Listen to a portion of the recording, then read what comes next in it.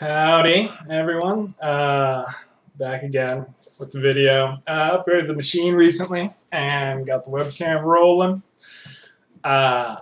So we're going to start doing these videos again. Today we're talking about Paul Ryan and the nature of social mobility in the United States of America in the 21st century. I say 21st century because that's the one we're in now. Paul Ryan seems to be stuck in the last one, which was the 20th century, where things were a little bit different. But anyway, to get on point, this is from Talking Points memo. Basically, they're talking about Paul Ryan gave a big speech at the Harrington Foundation Wednesday. It would be yesterday, the 26th of October 2011.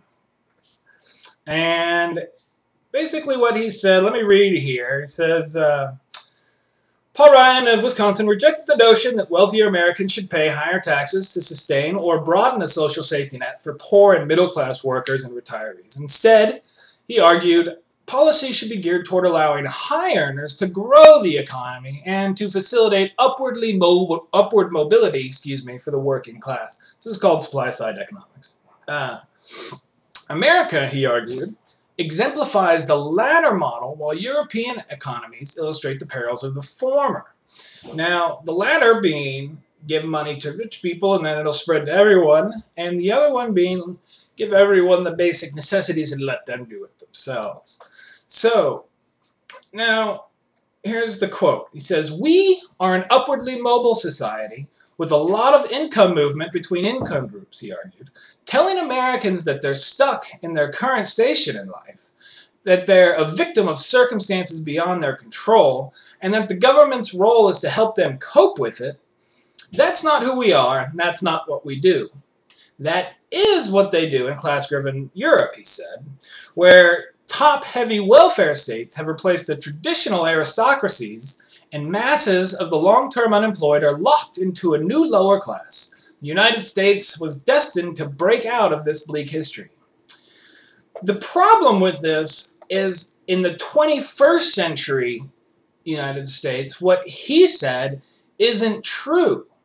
And I'll show you the graphs. I've got a couple graphs from a couple different places. They tell similar stories.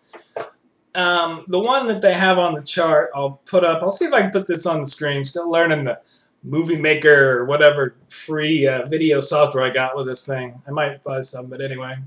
Essentially what that's going to show you is the U.S. is over here, right? And those socialistic European countries are over here. But it's turned out that in the modern world that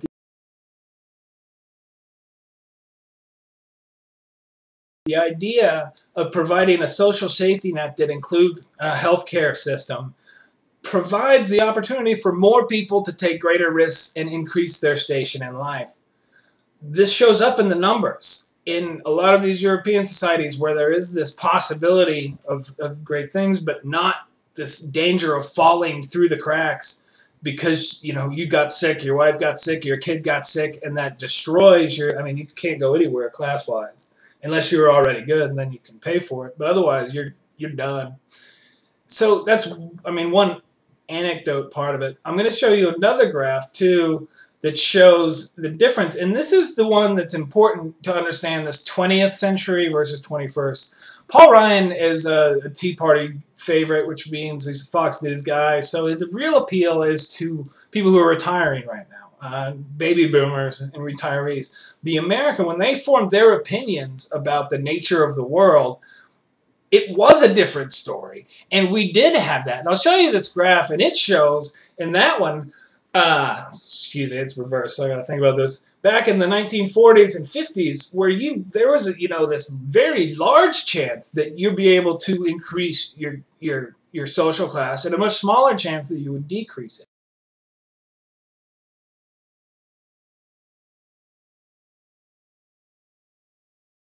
But as wealth has been concentrated up at the top, and I've showed you lots of graphs on this, that ability to change, it diminishes because there's less wiggle room to go anywhere, right?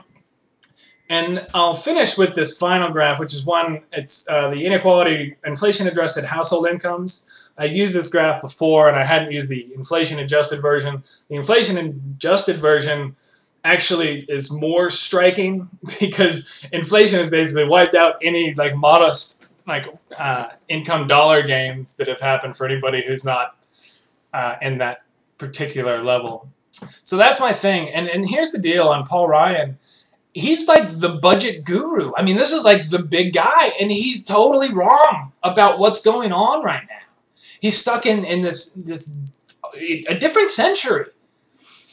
And the people that they appeal to on the Republican side are people who form their political opinions in that century. And it's really hard to change those entrenched opinions, but the numbers aren't lying.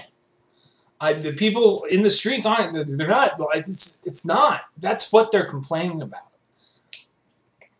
is that there's just not this chance. This thing that he's saying is,